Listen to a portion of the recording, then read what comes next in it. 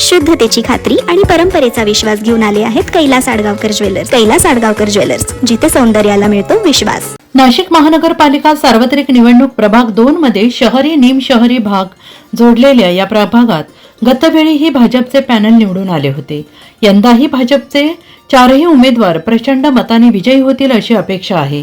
स्थायी समितीचे माजी सभापती उद्धव निमसे, सुरेश खेताडे यांनी केलेल्या विकास कामांच्या जोरावर भाजपाचे अधिकृत उमेदवार ऐश्वर्या लाड जेजुरकर, इंदुमती सुरेश खेताडे, रिद्धेश उद्धव निमसे आणि ॲडव्होकेट नामदेव निवृत्ती शिंदे यांनी प्रचारात आघाडी घेतली आहे. त्यांच्या प्रचार कार्यालय उद्घाटनासह नांदूर येथे भव्य प्रचार रॅलीसह सभेचं आयोजन करण्यात आलं होतं आणि या प्रचार सभेत भाजपाचे आमदार राहुल ढिकले, अजित चव्हाण यांच्यासह भाजपाचे पदाधिकारी कार्यकर्ते मोठ्या संख्येनं उपस्थित होते. यावेळी उपस्थित मान्यवरांनी भाजपाच्या या 4ही उमेदवारांना प्रचंड बहुमताने निवडून देण्याचे आवाहन केले. इथं जमलेल्या गर्दीमधले डोळे रिद्धेशच्या जागी आज उद्धव बाबांना पाहतायत हे वेगळं सांगण्याची अजिबात गरज वाटत नाही. सुशीलाला सकाळपासून फोन करत होते आमचे सगळे नातलग. एखादी निवडणूक अशी असते की जी निवडणूक आपल्या स्वाभिमानाकरता लढायची असते, आपल्या स्वत्वाकरता लढायची असते. आणि स्थानिक गावकरी मंडळी या संपूर्ण परिसरामध्ये गेले 2-3 दिवस फिरत असताना एक गोष्ट मला जाणवली की लोकांच्या मनामध्ये एक धग आहे की एखाद्या खानदानी माणसाला निवडणुकीच्या राजकारणात इतक्या पातळीवरती आपण होऊ शकतो हा धक्का मतदाराला बसलाय आणि तो मला दिसतो. रितेश, तुझ्या जागी आम्ही बाबांना पाहतो आणि राहुल भाऊ अतिशय खंबीरपणे आपल्या पाठीशी आहे. एक गोष्ट लक्षात ठेव, आम्ही सगळे अतिशय तळमळीनं तुमचं पूर्ण पॅनल प्रचंड मताधिक्यानं निवडून येणारच आहे. पण यातला एक संदेश आपल्याला जो द्यायचा आहे, तो संदेश देण्याकरताची ही एकजूट आहे.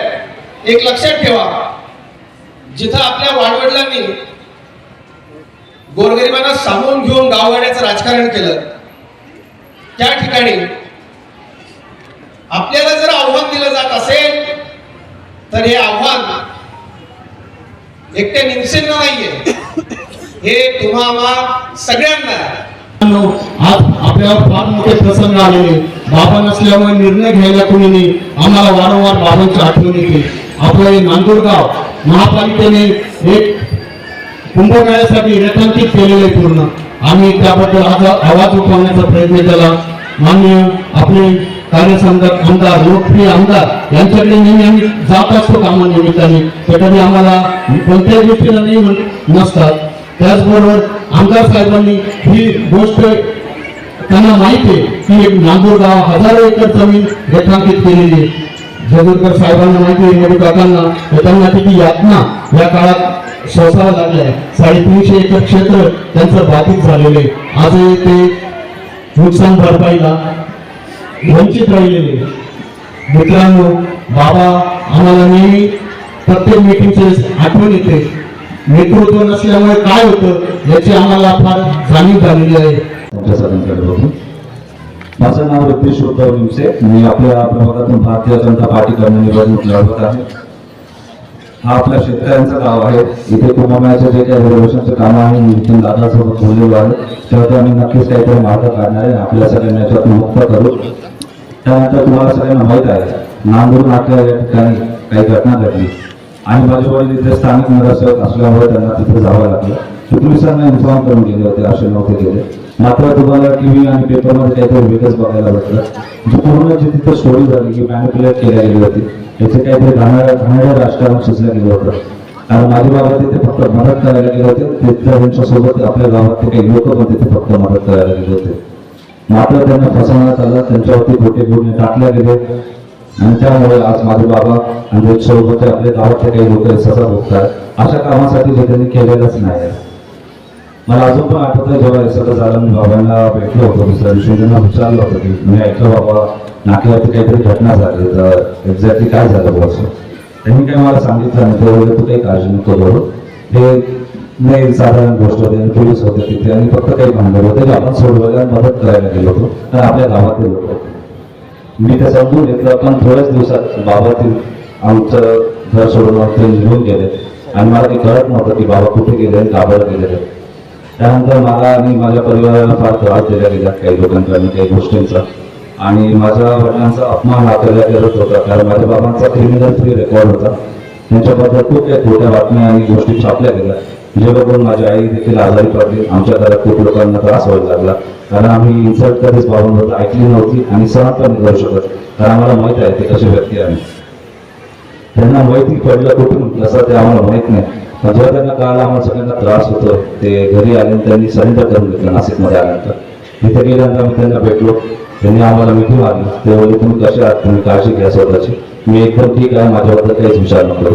आम्ही त्यांना ते सांगत होतो की बाबा आम्हाला तुमचीच काळजी होती कारण तुम्ही देखील आज एवढे दिवस झाले घरी नाही आहे, आईची तब्येत ठीक नाही आहे, तुम्हाला डायबिटीज आहे, तुम्ही कसे होते, काय करत होते, तुम्ही आणि मी सर्व आपल्या महिलांना सांगते की जर अशी वेळ जर आपल्यावर आली तर भक्कमपणे कुटुंबाशी उभे राहा आणि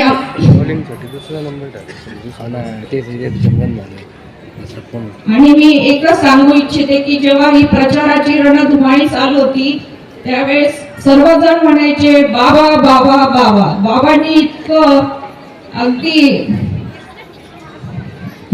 मोठ्या मनाने काम केलं आणि आज त्यांनी खूप मोठ्या मनाने बाबांनी काम केलं आणि आज बाबांवर एवढी वाईट वेळ आली आहे की आम्हाला त्याचे खूप वाईट वाटते. प्रचाराची रणधुमाळी चालू असताना सर्व लोक मला सांगायचे बाबांनी आम्हाला खूप मदत केली, आर्थिक गोष्टींमध्ये खूप मदत केली, आमच्या घरातील कोणी गेलं असेल तर बाबांनी आमच्यासाठी पैशाचं हे केलं. आणि आज बाबा आम्हाला कारागृहातून निरोप देतात की मला पैसे पाठवा, मला थंडी वाजते, मला ब्लँकेट पाठवा. प्रभाग 2 मधून भारतीय जनता पक्षाच्या वतीने स्थायी समितीचे माजी सभापती उद्धव निमसे यांचे चिरंजीव रिद्धीश उद्धव निमसे यांच्यासह ॲडव्होकेट नामदेव निवृत्ती शिंदे, इंदुमती सुरेश खेताडे आणि ऐश्वर्या लाड जेजूरकर हे भारतीय जनता पक्षाच्या वतीने निवडणुकीच्या रिंगणात आहेत. उमेदवारी अर्ज दाखल केल्यापासून हे चारही उमेदवार संयुक्तरित्या होम टू होम प्रचार करत असून या चारही उमेदवारांना मतदारांचा प्रचंड प्रतिसाद मिळतो आहे. यावेळी प्रभागातील नागरिक, महिला मोठ्या संख्येने उपस्थित होते. NCN न्यूजसाठी रोहन दनी, नाशिक.